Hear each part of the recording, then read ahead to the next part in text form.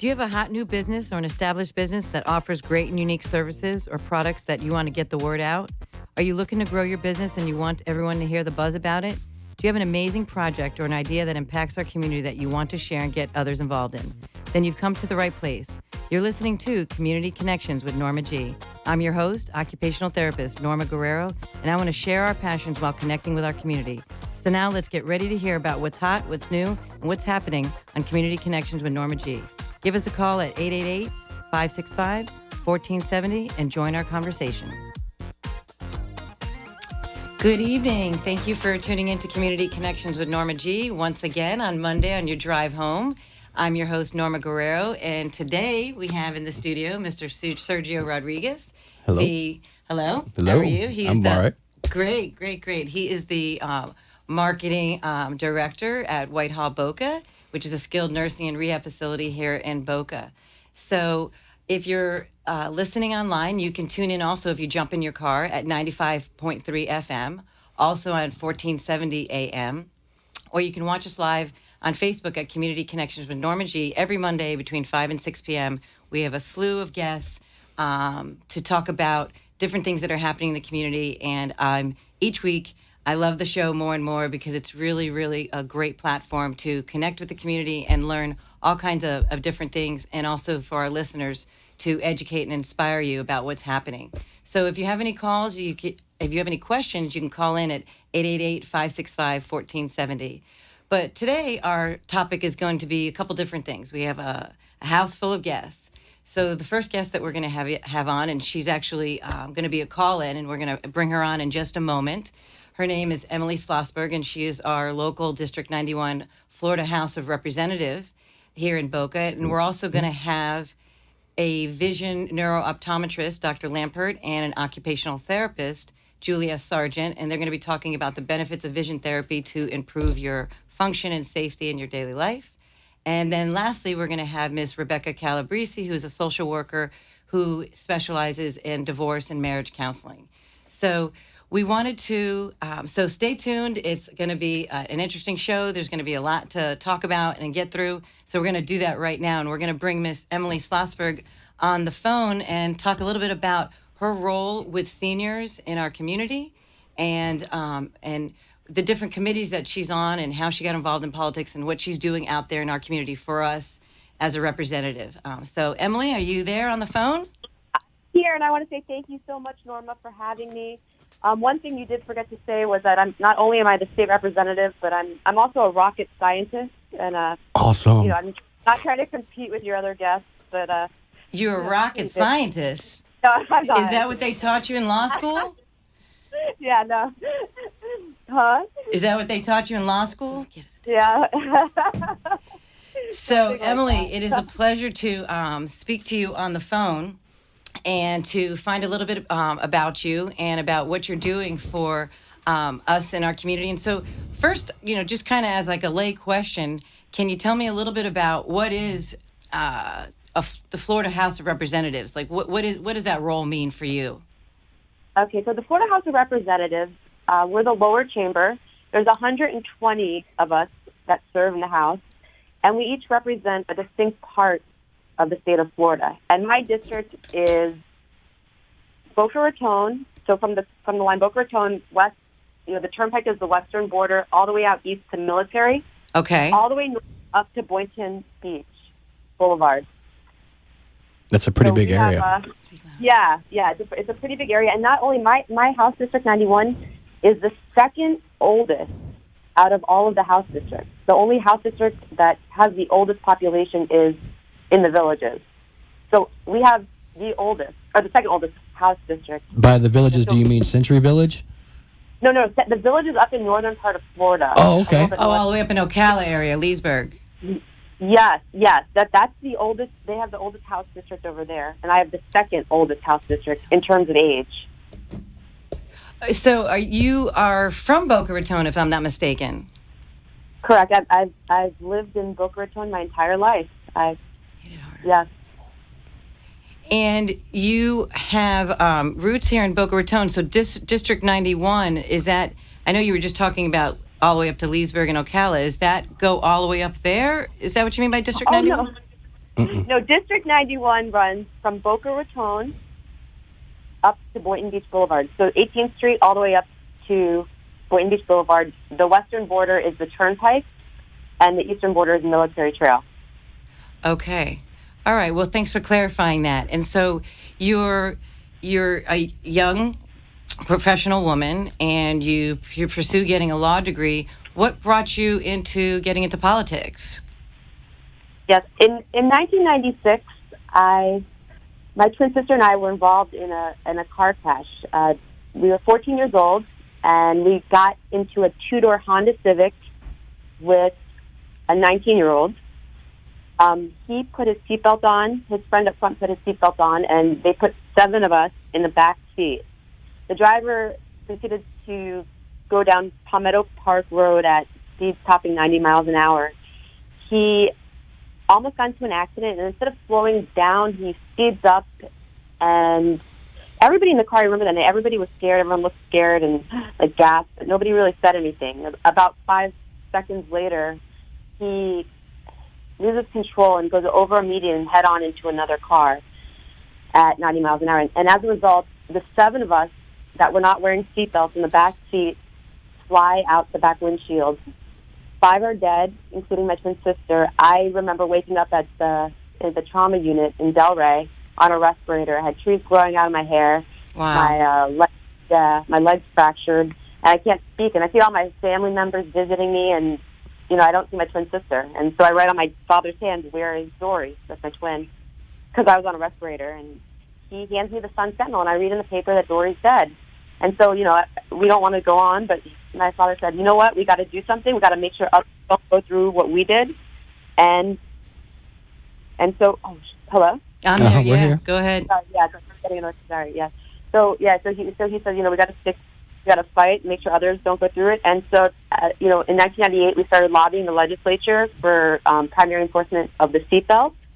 And the legislature, at that time they said impossible. And then my father ran for House in 2000, and in 2009 we got primary enforcement of the seatbelt. It's called the Dory-Schlossberg-Katie Marchetti Act.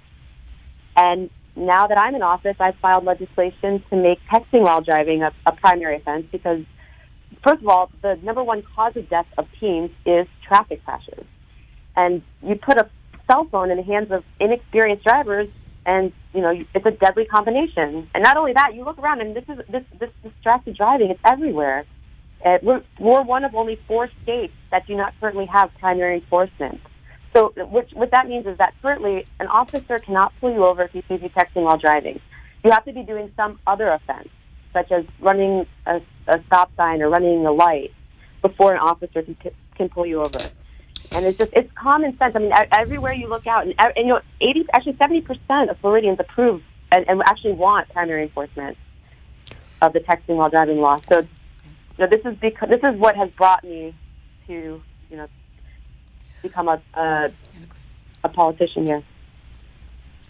Emily, so that's really such a heartbreaking yet kind of inspiring story at the same time. I'm super sorry for the loss of your twin sister way back when. And, the little reading that I did, it seems as if your father didn't allow what he felt was an indiscretion, kind of grow grass under his feet. And he went and lobbied for this safety seatbelt law. And so you're saying that this law passed, the Dory-Schlossberg seatbelt safety law, so that police officers can pull somebody over without any type of reason? Well, okay, so the seatbelt law, at the time, it was a secondary offense. And so you couldn't get pulled over for not wearing your seatbelt. But in 2009, we got it so that officers could, it became a primary offense. So once an officer saw a person driving without a seatbelt, they could actually pull you over. And I pulled the numbers. So I went to the Palm Beach County clerk, and we got the numbers. In 2010 was the first year that the seatbelt law became a primary offense. And in that year, officers in Palm Beach County issued 40,000 tickets for drivers who weren't wearing their seatbelt. That's an incredible number. Yeah. That's huge, right? And so it is very huge. Yeah, and fast forward to 2016, under 10,000 seatbelt violations issued. So it goes to show you that making a law a primary offense compels compliance, because like the drastic decrease, from 40,000 to under 10,000. Yeah, that's significant. That's a significant reduction in terms of people not wearing their seatbelts. And it's interesting. I was going to ask a question originally, but I was still trying to wrap my head around kind of the story you were telling and how you were able, as a family unit and as an individual, to kind of use that as a driving force behind you and as a motivator. It's a very tragic story. So I was still trying to wrap my head around it, and she's prodding me to ask a question, but I had to think about it for a second. So that is pretty fascinating on those numbers. What is your agenda now that you are now in office, and what would you like to see accomplished while you're in your current term? Yeah. So, since my father served for a while, he taught me, two very important things. And one is to pass legislation that reflects the constituency. So not only, but my constituency is in favor of the, traffic safety laws. And another important thing are senior issues. Because a vast majority of my constituents are seniors, it's a very important issue. And I've actually pulled together a senior advisory committee, and we meet once a month, and I have representatives from each various neighborhood, and we meet at the public library and sit around and come up with ideas for legislation that reflect, the issues that are concerning the community. And that's open to the public? We didn't want it to be we didn't want too many people showing up because of the fact it's a working group. So we wanted to, we have about 25 different communities represented at the meeting. So we wanted to keep it kind of by invite only. So one person from each community will come in. Sure. Now at Whitehall, it's a skilled nursing rehab facility, and Sergio works there at Whitehall. And I know that we were on the phone earlier talking a little bit about long-term care. And so you say, in your experience of speaking with seniors, you say they're proposing a question to you. What was that question that you asked me before? So here's out of the main issue that came out is long-term care insurance contract, and specifically not understanding the terms, what qualifies them or what triggers the benefits for long-term care insurance, and how can we correct it? How can we, legislatively, how can we correct it so that they can understand what the contract is providing? Because they're not, certain contracts provide certain things. So we're kind of working out those kind of issues. And Sergio, based on your experience as a social worker as well, before you were in this marketing position, what are the benefits regarding long-term care and people coming into, they break their hip or if they need to live there long-term? What's your experience? Well, my experience is that long-term care policies aren't available enough. Not a lot of folks have them. Not a lot of folks understand them. And they all have different levels of benefit depending upon when the policy was issued. So and they each have varying degrees depending upon the benefit you're trying to access. Mm-hmm. So if one is, let's say, trying to get in-home private duty aids, they would have to serve they have a certain amount of time now. Typically, we're seeing like a 90-day benefit period where they have to pay for services for 90 days. Then the long-term care policy will cover it. It'll kick in. And it's typically a good policy after the fact. Or for long-term care, stay in our type of facility, which is a skilled nursing facility, they require, they'll reimburse the patient as opposed to paying for it up front. So the patient will have to pay up front, and then the policy will reimburse. Is these the kinds of things you're seeing out there, or is these the kind of questions they're asking? Yeah. There are some issues with the 90-day period. They don't like having to wait for the benefits to kick in after 90 days. Another issue is actually the language in the contract, not understanding it, and then the font not being large enough. Because for some reason they're just not understanding like when, what qualifies them. What are the ADLs or right? What and also with the premiums going up. I mean, some constituents they were saying that they had actually the premiums have increased immensely recently. Oh, astronomically. We've seen that the older the policy is, the better it is, and the more affordable it was. And the more recent the policy was written, it doesn't seem to have the same type of benefit that some of the older ones were issued with. So I'm definitely sure that that's something that's an issue that needs to be addressed as far as long-term care coverages are concerned. I know they're pretty good for private duty nursing and stuff in the home, though. And do you recommend, Sergio, that people that come across those questions that maybe Emily's running into, that they contact their policy holder? Or is there someone that you can recommend that she can refer people to help clarify their benefits? Unfortunately, to get the true knowledge of the benefit, you have to go to the policy holder because there's so many policies that are written differently with different parameters. So it's really the issuer is the one that you would need to speak with.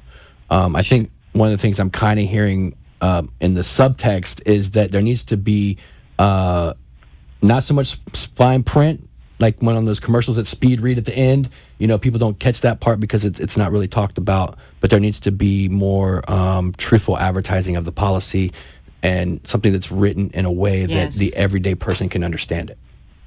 Is that what I'm hearing, kind of? 100. Yeah, you hit it 100%. It needs to be simplified and easier for them to understand what they're actually getting in the contract, the terms of the contract. So that's actually what we're working on. We're going to go through different contracts at our next senior advisory meeting and kind of go through the terms to say what should be spelled out more clearly, what needs its own line, and see what we can come to. And so, Emily, at the facility, each patient gets a social worker assigned to them, and so they help them through the benefits that they get, and they can also, in case you have any in case you have any constituents that are speaking to you, if they were to become a patient in a facility like that, the discharge planner will help them kind of navigate through their policies, because kind of that's when they break into it.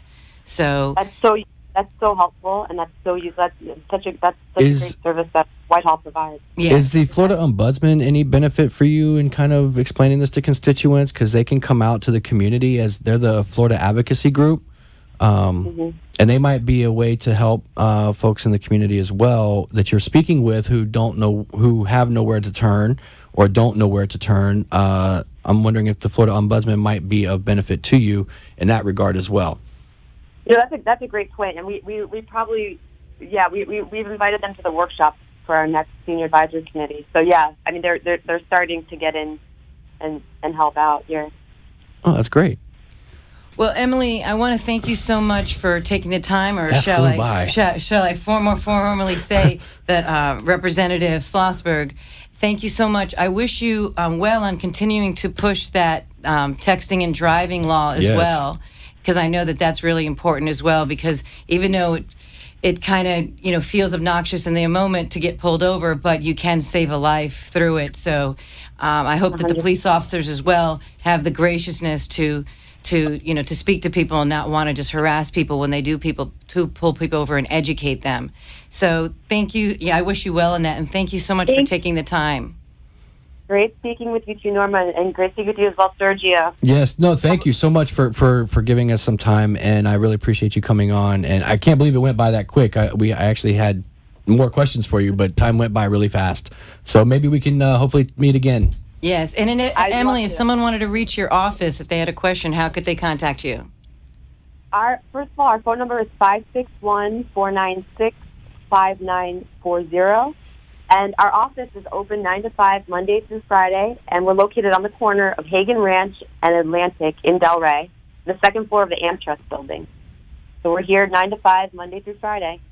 Well, I spent a lot of time working with and speaking with and inspired by a lot of entrepreneurial men and women, and so I admire what you've done, and you and your family, and so I wish you continued success in all that you do.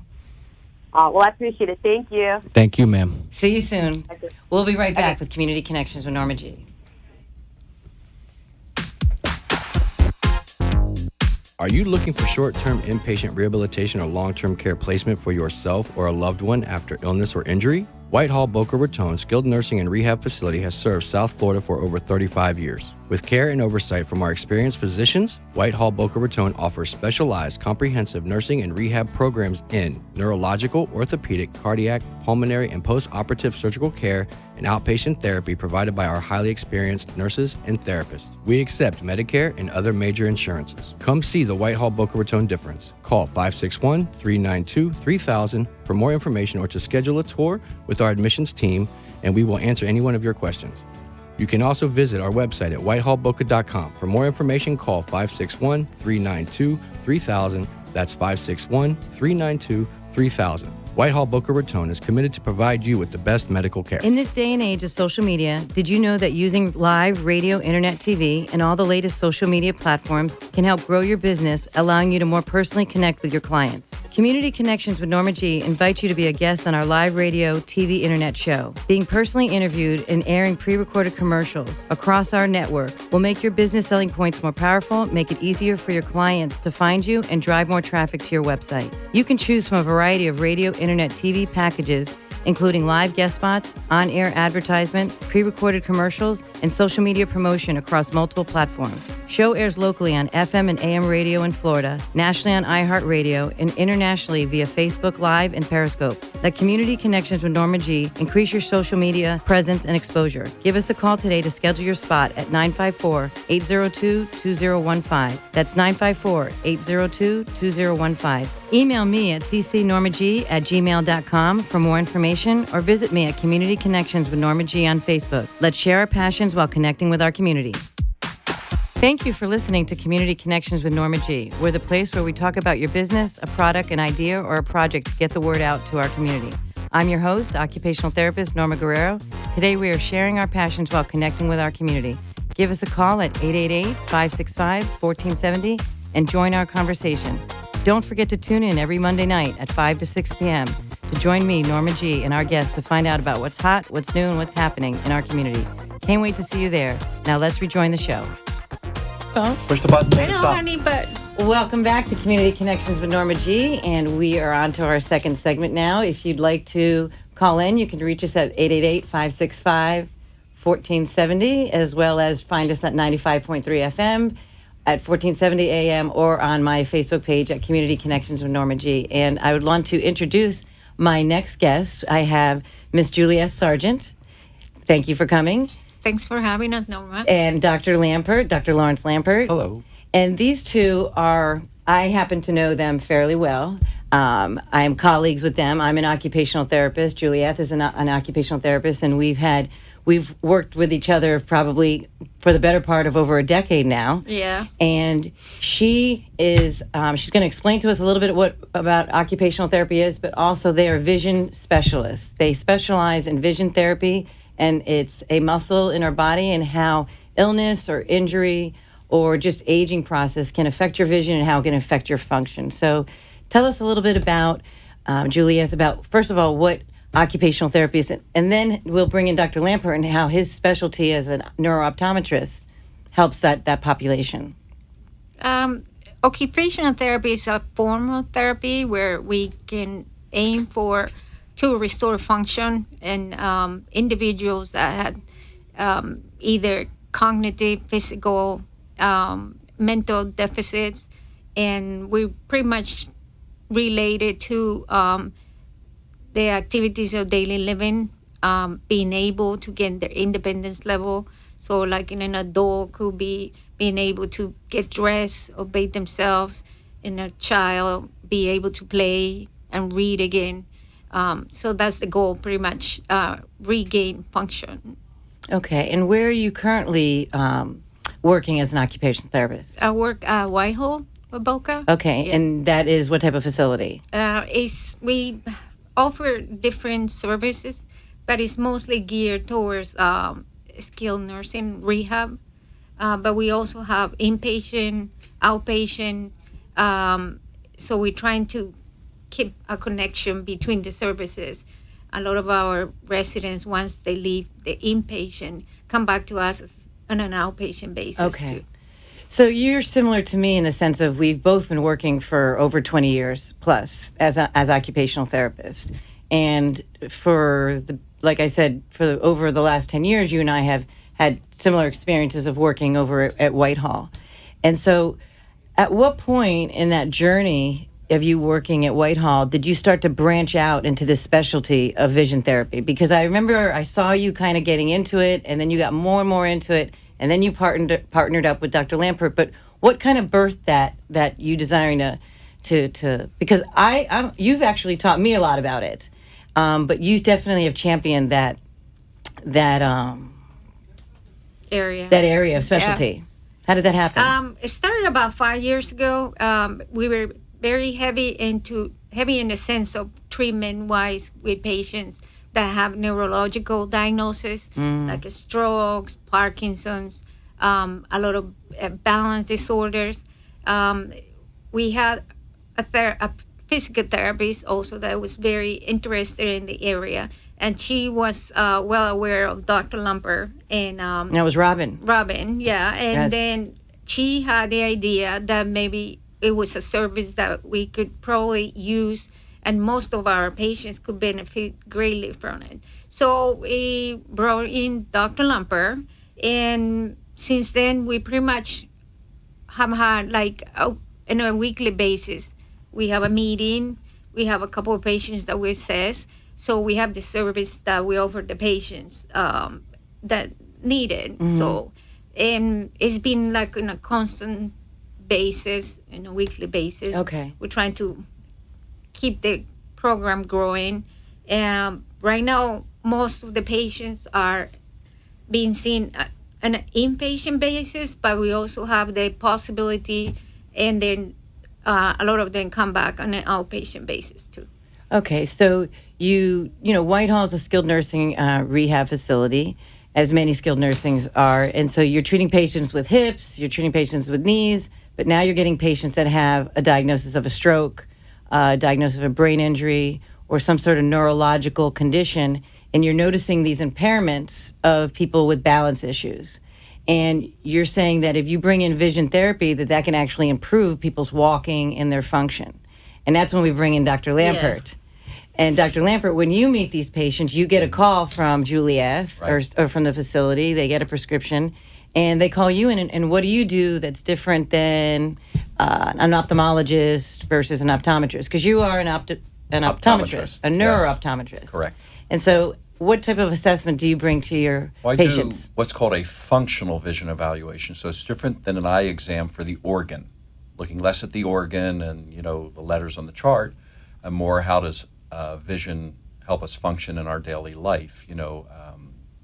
Observe things, moving through space, balance. 20% of vision goes to balance. So I look at that. There's two visual systems, not one. There's the one that you read the letters on the chart with, and that's very small. That's about this big. And the rest of the way out is peripheral processing, or they call that now focal ambient visual processing. So the periphery starts here and goes out, and it goes into the brain 25% faster. 20% of it is for balance. So we're looking also at the integration between the center and the peripheral system. So many years, even with concussions, the soldiers coming back from overseas were told, well, there's nothing wrong because the organ was healthy, and they could see the chart. But they have problems with the integration of the center and the peripheral system. They couldn't walk down the aisles of a supermarket because everything in the periphery would just be too overwhelming to them, almost like the peripheral vision was hypervigilant. And the peripheral vision is for balancing.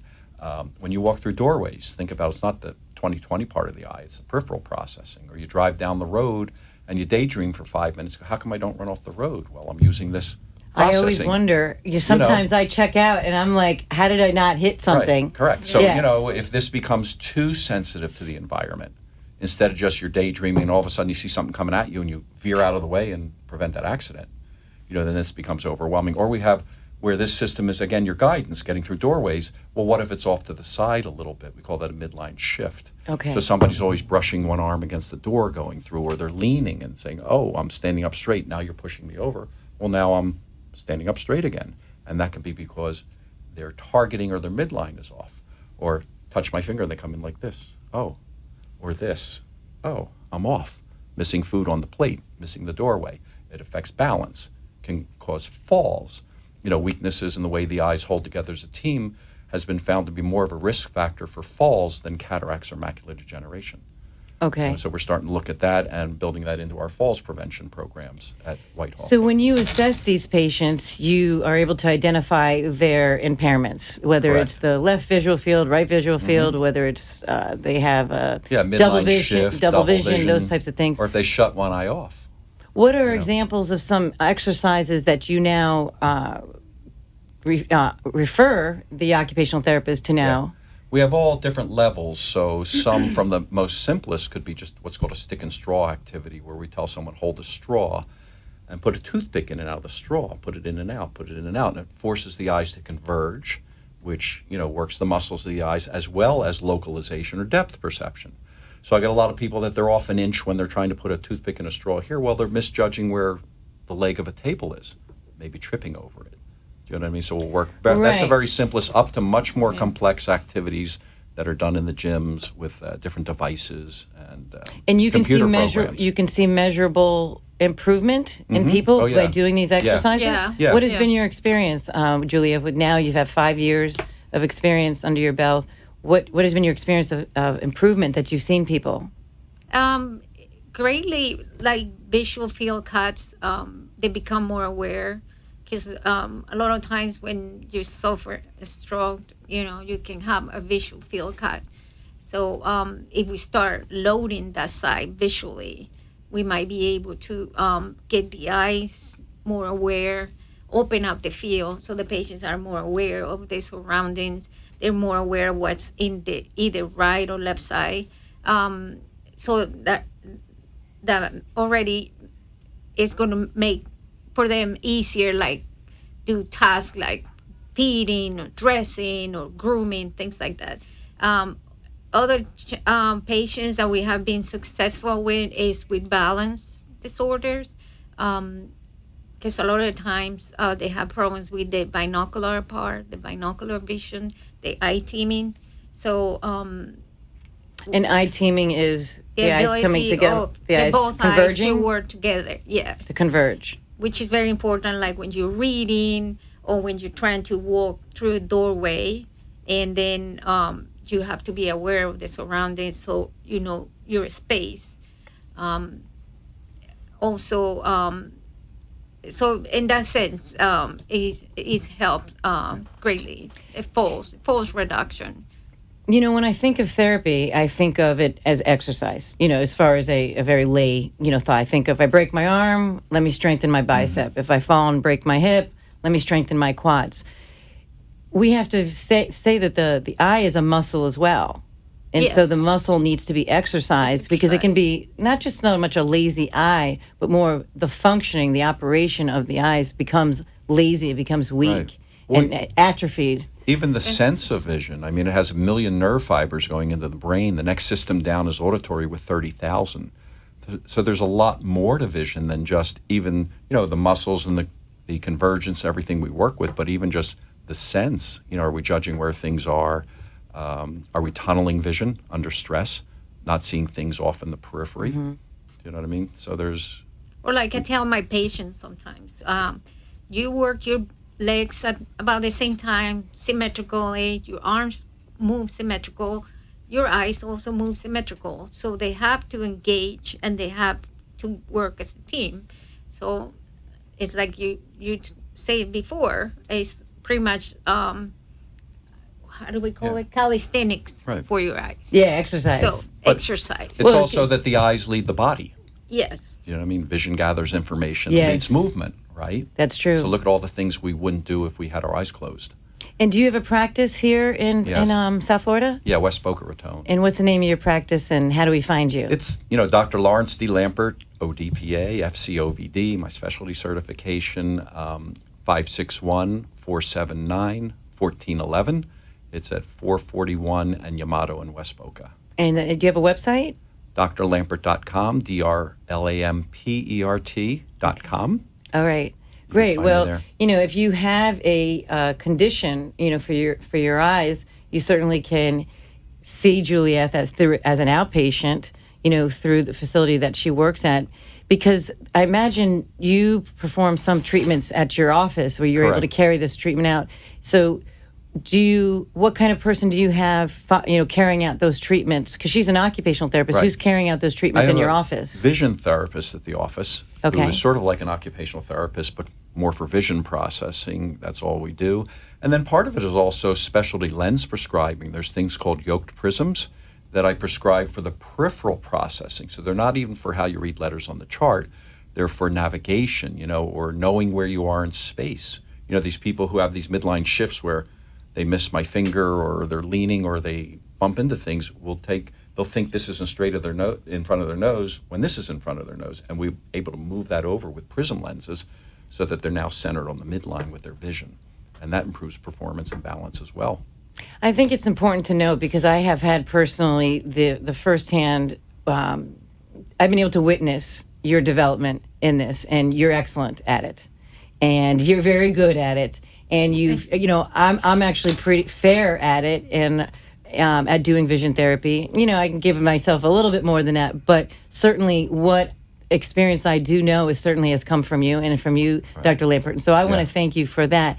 But what's really unique here is that this skilled nursing facility, Whitehall, has you working there. Yeah. And so if there is somebody that is having those visual impairments that they're even noticing at the hospital from their injury, and they're trying to decide Right. where should I go for rehab, this may be a good consideration, because do all facilities I imagine you go to other facilities and assess patients, but do they all have a therapist that's capable of performing these treatments? No.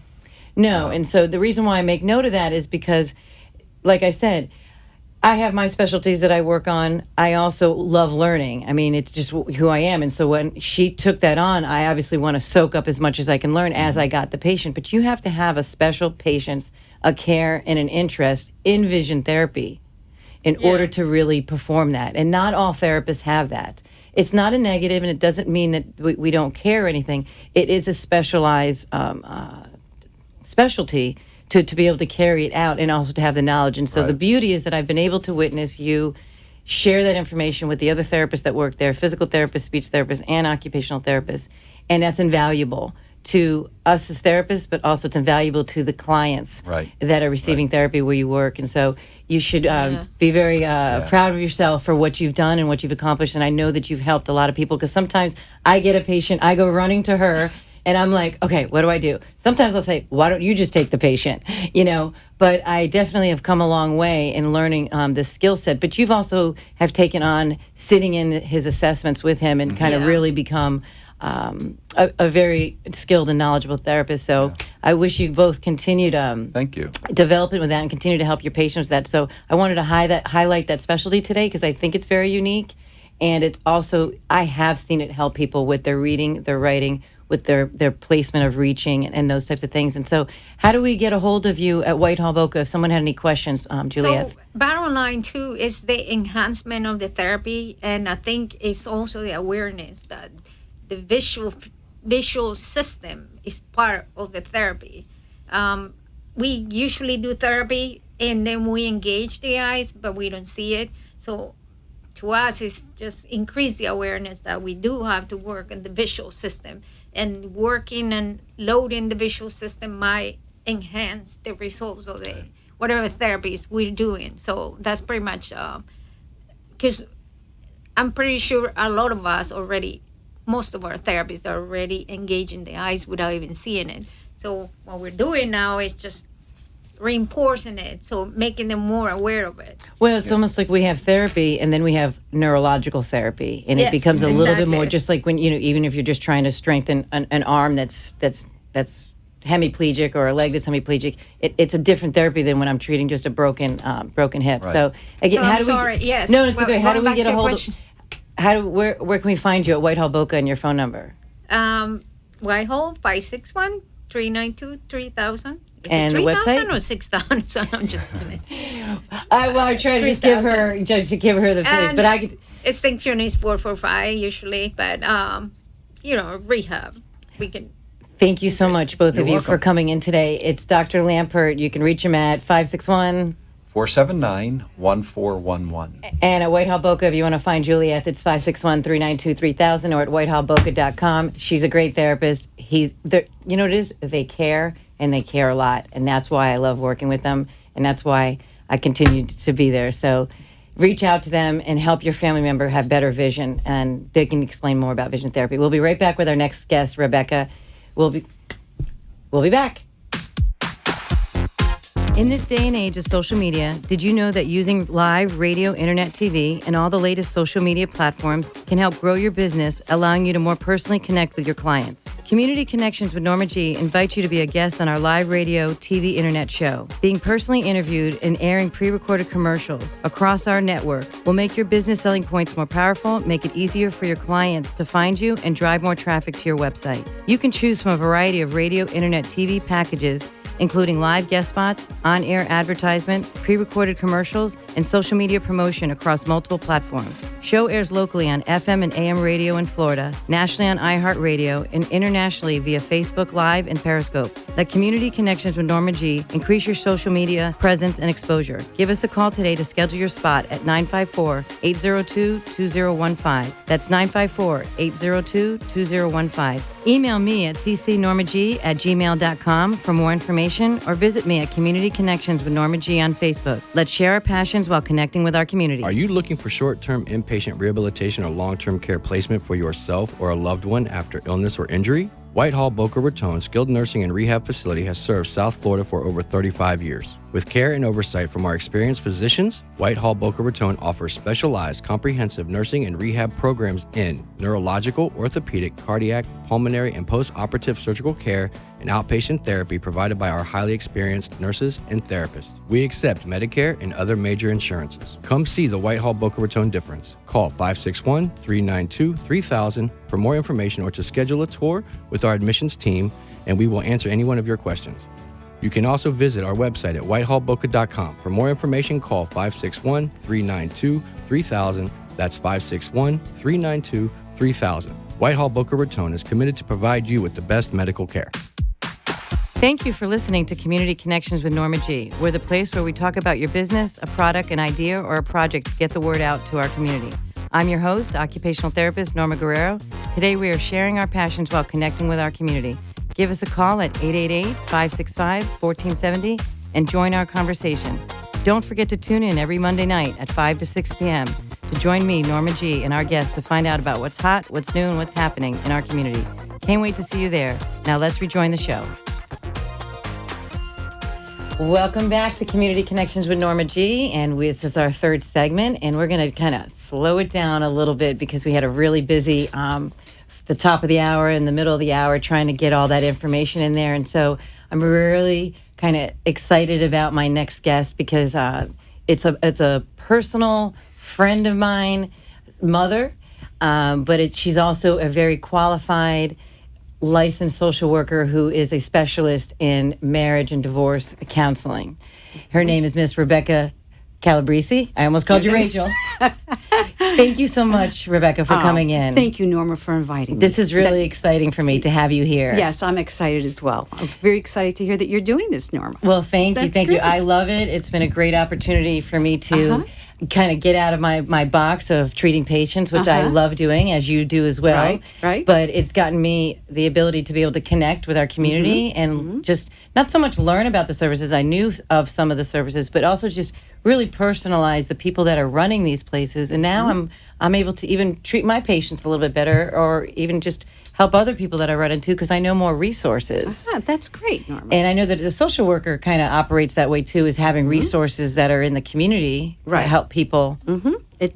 Social workers definitely need access to community services. It's exactly. And so that's i.e. why I named the show Community Connections with Norma G, because I wanted to connect more with my community. And you know what?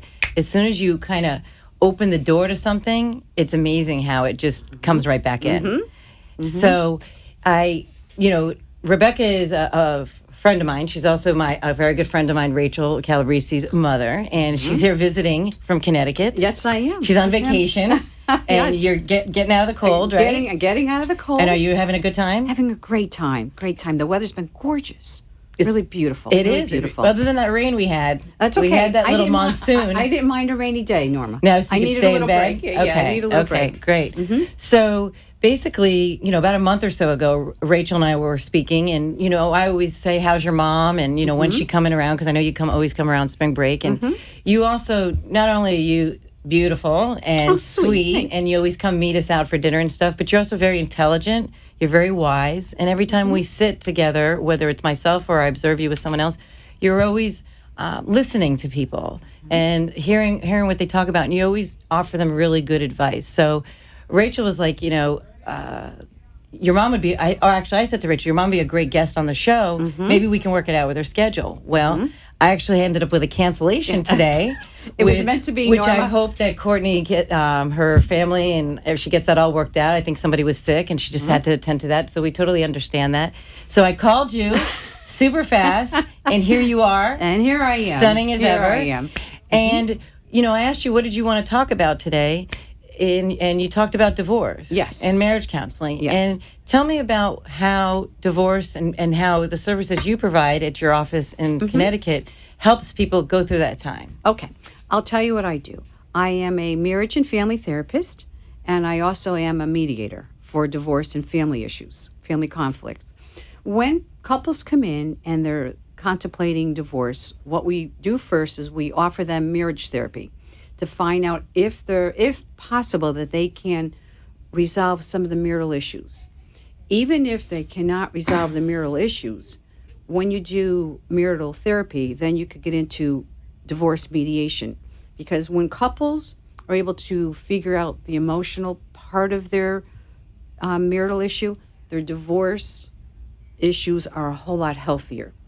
So there are two. I practice in Connecticut, and we notice that in our caseloads, we notice that when couples do marriage therapy, and then after the marriage therapy, if they decide that they really don't want to reconcile and they want to go through a divorce, they're prepared enough emotionally, psychologically, to go through the divorce process. It's a healthier divorce.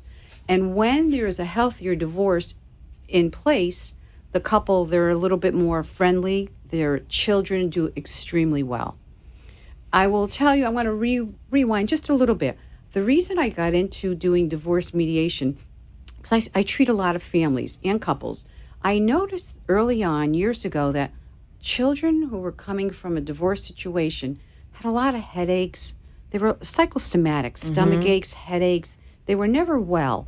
And when we took a look, there was a divorce center in New Haven, Connecticut, and when we took a look at how can we help children by helping parents let them resolve their emotional stresses, their emotional conflict, will help relieve the child of their emotional pain. And it leads for a healthier divorce for children and for adults. So that's what we do. We help the couple get from A to B in a healthier way. Versus hiring two lawyers to fight for them in court. Mediation is the couple create their own divorce. So how do you get two people that obviously probably aren't in their best marital state agree to do counseling before they potentially do mediation, or they haven't fully resolved that they want to get a divorce? First of all, it has to come from the couple. Couple has to be really willing to join into the process. What we do and what I do, I use a couple of models, and I've taken a ton of mediation and marriage and family therapy classes and courses throughout my course of my career. And what we do is we get them to really target what's going on inside of them. What old pain or trauma did they have during their marriage that needs to be cleaned up and reprocessed?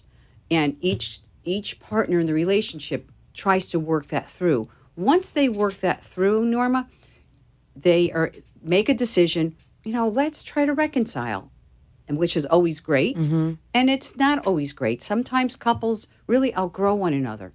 And then that's at the time when they decide to divorce. Both partners have to be invested in recovery. If they're not invested in recovery, it doesn't work.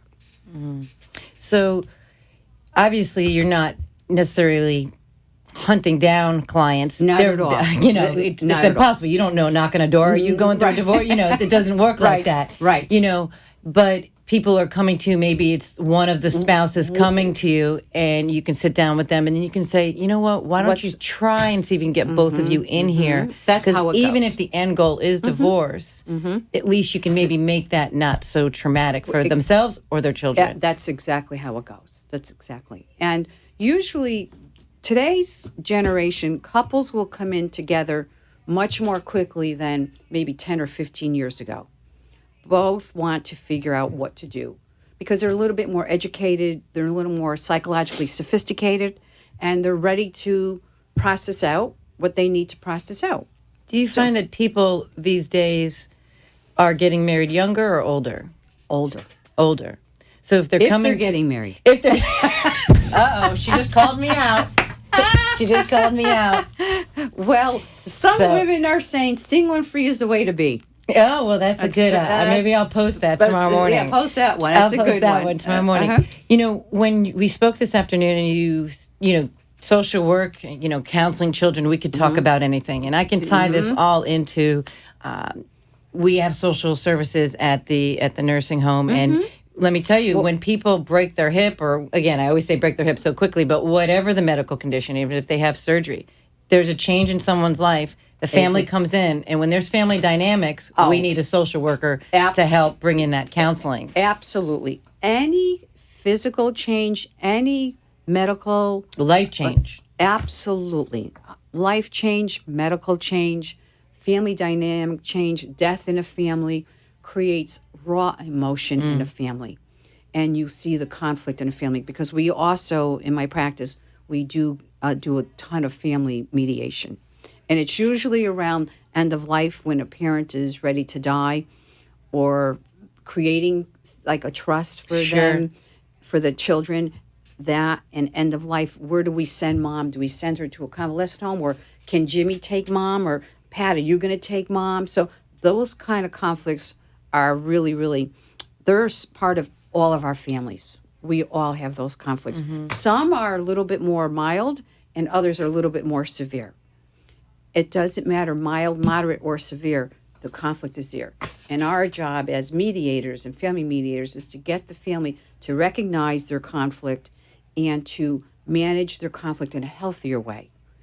What we try to do is we try to get the person to separate themselves from the feelings that they have so that they're not fighting.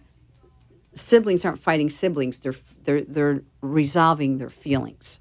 So that's part of what we do with family mediation. You know, this show is very interesting because it's a platform that I meet all kinds of people on all kinds of different subjects. And back in like November, I can't remember exactly, I think it was November, early December, I had two guests on the show, two women that live down here.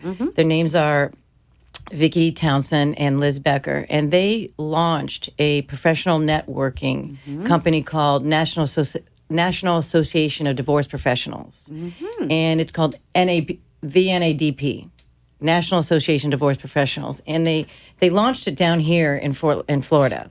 Then they branched out and have new chapters that have branched out. And I remember when they told me they when they were here, they were like, and we just went into Connecticut. And so it was very interesting to me when you said Connecticut, I knew you were from Connecticut, but when you said you wanted to talk about divorce, I thought of them immediately. Okay. And I gave her a call and I said, I'm going to be interviewing someone. Tell me a little bit about how your business has progressed. And they actually say that they just completed rolling out some chapters, or they're in the process of rolling out some chapters, because the one in Connecticut was so successful that into the tri-state county area. Yes, yeah. So I just wanted to let you know about that, because the model is that we're so focused on the patients, you and I, we take care of the patients. Yes, yeah. But it's important that the doctors speak to the nurses, speak to this. Their organization is that so that you have these mediators, you have the real estate agents, the lawyers that are not so sensitive to the client care or patient care. Actually, they did contact me. Oh, so you are aware of them. Wonderful. Great. And so They I did just wanted to contact make sure me. you were. Yes, they did contact me. They are incredible women, and I'm inspired by them. And so I just wanted to make sure, because they're doing a lot of things up there in Connecticut. A lot of good things. And I think that you would be a great resource for them in their organization. So fantastic. Yes, and I will, because I do keep all of my numbers. Okay. I will. Rebecca, if someone Yes. wanted to reach out to you Okay. in their area, how could we find you? Okay. I'm actually located in Connecticut and in Waterbury, Connecticut. And I'm also have a license in Florida that I'm making Okay. some decisions. What's to your phone practice- number? Phone number 203-753-9743 is my phone number. Okay, great. So contact Rebecca. She's a great resource up there in that area. Thank you so much Oh, for coming thank in you, and Norma. sharing Thank that you. little nugget of sensitivity, because you seem like a very, very lovely, you would be a lovely counselor to walk through that process.